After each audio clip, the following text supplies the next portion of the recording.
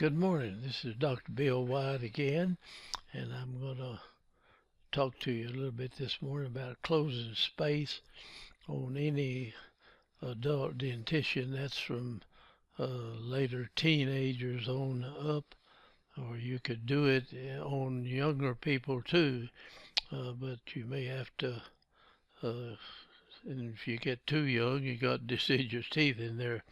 Okay, um, in this particular type of closure, we're going to bring teeth from the back of the mouth to the front of the mouth, and we're going to use second molars and wisdom teeth where somebody has lost their 6-year molars. And frequently, well, not all that frequently, where people take care of their teeth, but a lot of young people will lose their 6-year molars because they don't really know how to take care of them when they first come in the mouth. And if they lose their 6-year molars, you can bring the second molars and the wisdom teeth up in and fill the gaps. You can actually bring other teeth into that position too, as long as you've got something behind. If you run out of teeth behind, you can put implants back in the back part. After you pull the tooth through that space, you widen the bone out, and you don't have to go in and split the bone and put freeze-dried bone and all that in there if you do it soon enough, if you pull a tooth through the space on the bone. So let's get into this case, and I want to show you what we've done with it. This is a young lady that came in, and she had already lost one of her 6-year molars, and then the other 3 were in bad shape. One of them was just really bad, and then she had some root canals on the others, and things that were likely to break down over a period of years. And she had perfectly good second molars and perfectly good wisdom teeth. And so we just move those teeth into place, and I call this restorative dentistry through orthodontics. And this is so much better and is so much cheaper to do than going in there putting implants in all these places, or repairing it in that respect. And implants are great, and they're doing a good job of getting them where they last now. And bridges are good and everything, but nothing is as good as your own teeth. So I'm going to go through this. We'll just show her face. These are pictures after we finish the case. I don't know what happened to my starting pictures on this young lady, but I could not find them. And she's missing all of her 6-year molars, and she's not dished in to speak of. A little bit flat on one side, on a little bit of it there. Let me review that again. But this is not a dished in face. You wouldn't just look at her and say she's had teeth pulled. She's got a good facial structure there, height and everything else. And this is after we had finished her. Now here is the case to start with. And you'll notice I look at these as if I was inside the mouth, so this would be the left side and this would be the right side over here. Now you look at this case where she had lost his 6-year molar real young, and this drifted up into position, and this tooth right here came in later and kind of angled out to the back. And you say, well, how are we going to get this tooth underneath that one? Well, let me show you a little trick that you can use, and you may use it in a lot of different cases. We actually started pulling this tooth. You see how it's flat sitting right in here, but it's at kind of an angle. So we first just pulled on it, and it'll rotate down here somewhere. And as it does, this part goes up like that, and it pushes this tooth out of the way, and this one is just actually moves up against this tooth right here without much effort at all. And then on this side we just pull these together and these together right here, and we brought the front part of the facial structure back a little bit, but not a great deal, and it lowered the vertical. And as we pull this in, this tooth will come right on behind, and it'll sit down in there very good. So just kind of watch this as we go through it. I don't have a real good sequence. There's several pictures here real close, but now we came in and moved this tooth forward, and you notice the tooth has got a little tilt to it, and now it's not flat, it tilted forward. This part pushed against this tooth, and it is that much higher than the other tooth right now, and this tooth just slipped in behind it. Now this is a neat trick right here if you want to learn how to do it. You see, just pull this one out of the way, pull it forward, and then this one will come. As it does, it rotates around here. As it tilts over that way, this part pushed that tooth up, and this one slipped in underneath that. Okay, now we'll go on a little bit further down the line, and these pictures are real close in here, and now we're moving a little bit more, and we'll pull this tooth up, but I'm going to put a loop in here that puts force on it like that to bring these roots, and I didn't get a real good picture of that loop, but you put that in the spaces in here, and as you pull them to, you can bring the roots right along with the crowns as you pull them forward with that. Now let's get a little further down the line, and we wanted to keep these teeth where they were. Let me go back on that some. If I can, okay. So you can take one of these little tads, and I was thinking of a very small tad to come in, and you put the tad in the cortical bone, or just set it in there, and then come and bond the tad to the tooth, and that keeps these teeth from moving back, and I can pull, and these teeth will come all the way up here, and this is in a class 1 relation on this side. Over here we had to pull it a little bit to get it into a good class 1 relation to finish it out, but over here we wanted to hold that there, and so I wanted a small tad, and the one they gave me looked like a big old screw there, and it was it, but I put it in the cortical bone over here and bonded it to the tooth, and it's out to the side, so I could actually bring this tooth up just about to here, and now the rest of the way I had to use class 2 elastics to pull that together like that. Now you see we've got this leveled out again. Now this tooth is under there. It's no problem. We're closing these spaces together right here, and this is coming in good. Now I like to actually have the appliance in the mouth when I have the teeth extracted, and that very same day. If they have to go to somebody else to get the teeth extracted, they should come straight from there to your office and have a cotton pack or a gauze pack in there to stop the bleeding, and go ahead and start the orthodontics that very day.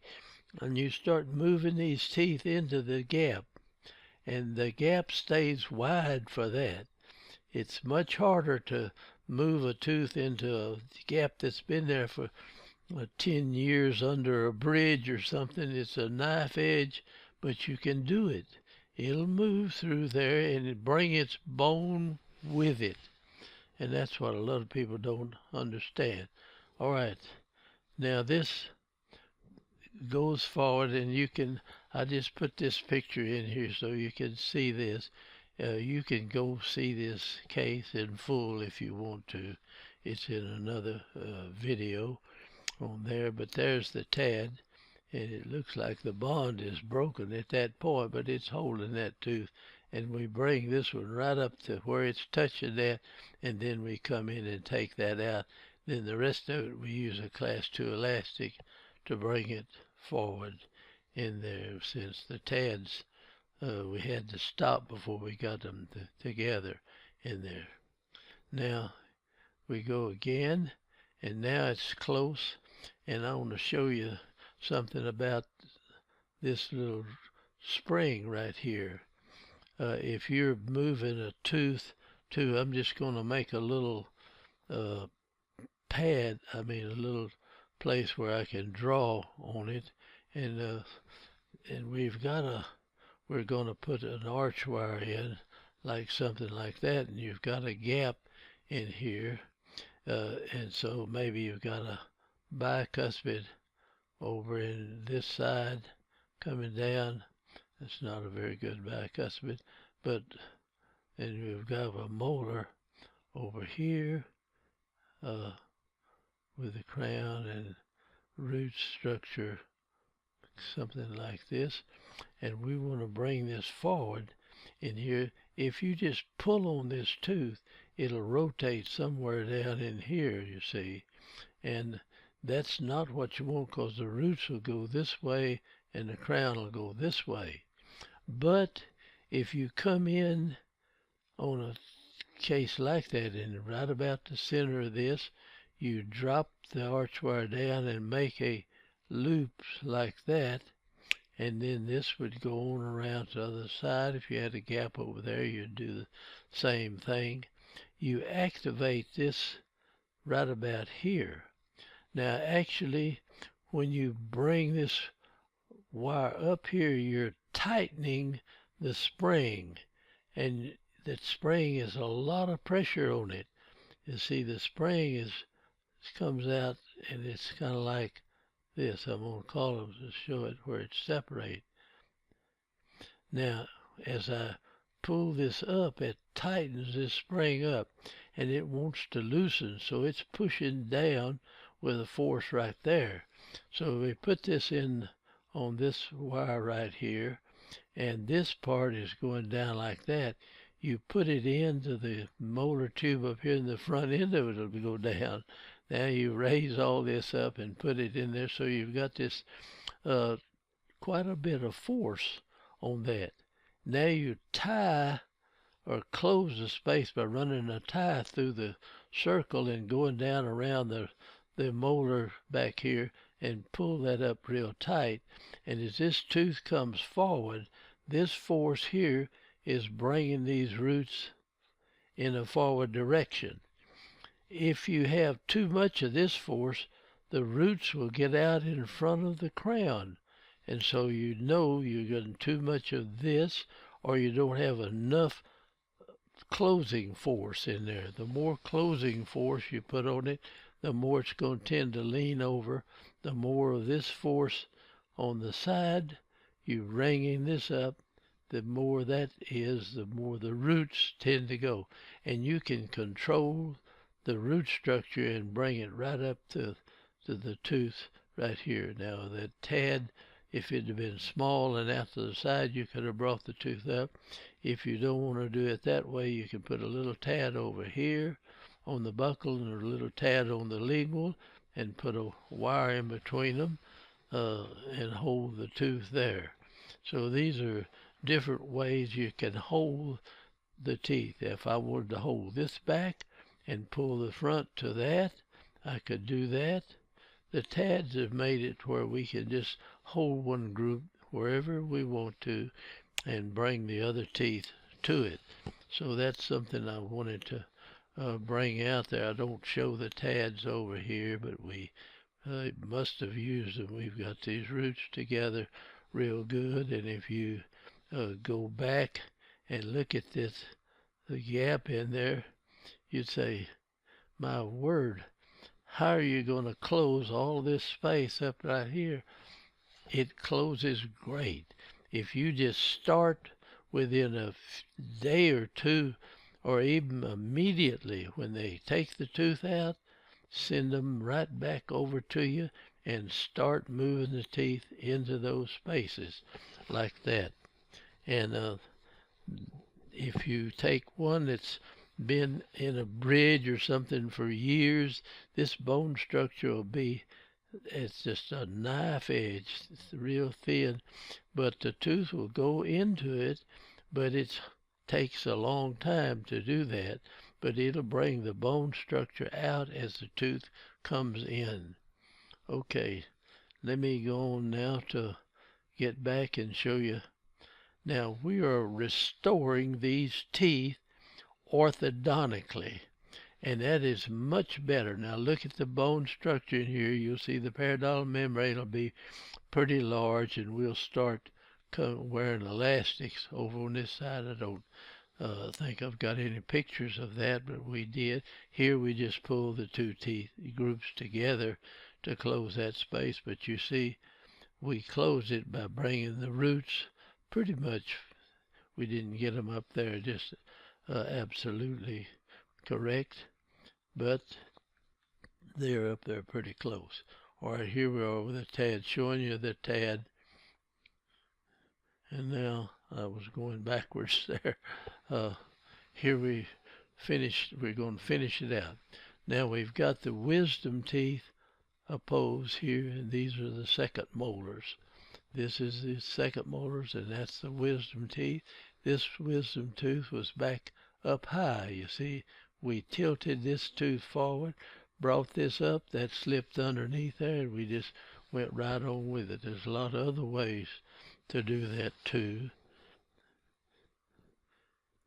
And you'll notice the periodontal membranes on the molars. Some of them, they're pretty wide looking now, but they will settle down.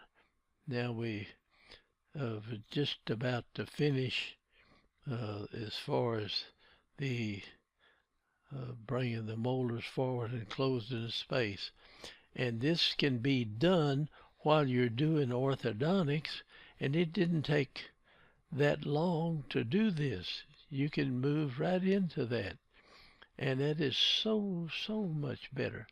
Wouldn't you, if you were going to have this? Let's look at the bone structure on it. Now here it is further down the line. Well, no, this is not further down. It's backing up a little bit. Now we're just about to finish part of it here. And okay, we finished it, and here is the proof is in the pudding.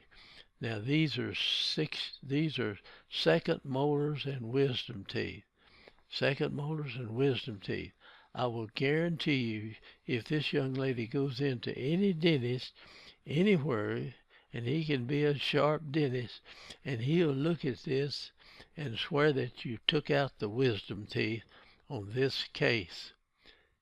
Now, hadn't you rather have your teeth restored this way rather than going in? Look at this. I mean, she's got a beautiful set of teeth, but she was young and didn't take care of them, and she lost one of them real early, and the others were really in bad shape. And so we just had them all removed, and we restored them with the second molars and the wisdom teeth that she had, that if you had kept the 6-year molars, you'd have to throw the wisdom teeth away. There wouldn't be room for them in there. So we've taken, you did not have to pay to get the wisdom teeth out, and your orthodontics covered the implants or bridges that you would have in there. And this is so much better and a lot cheaper. Not cheap in it. To me, it's better in any way you look at it. There. And there it is from the front, and there it is from that side. And I'll guarantee you that if she goes to a dentist, he will think that's a 6-year molar, that's a 12-year molar, and somebody took out the wisdom teeth. They did not. And that is the way that we ought to restore many, many people's teeth. Many of them have wisdom teeth. You can upright a wisdom tooth so easy. You could take one flat laying down, and I can set it up in a very short time. And you can use the teeth you've got and fill the spaces that are there if you have the teeth back there to do it with. And so this is about the end of this. In fact, it is the end of this video. I hope you learned something from it and see that you can do this. And I hope to see people doing this. And we're sending these videos. They go out all over the world. And people can look at them.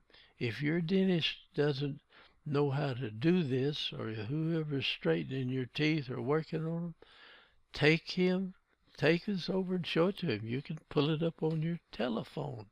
You can pull it up on your computer.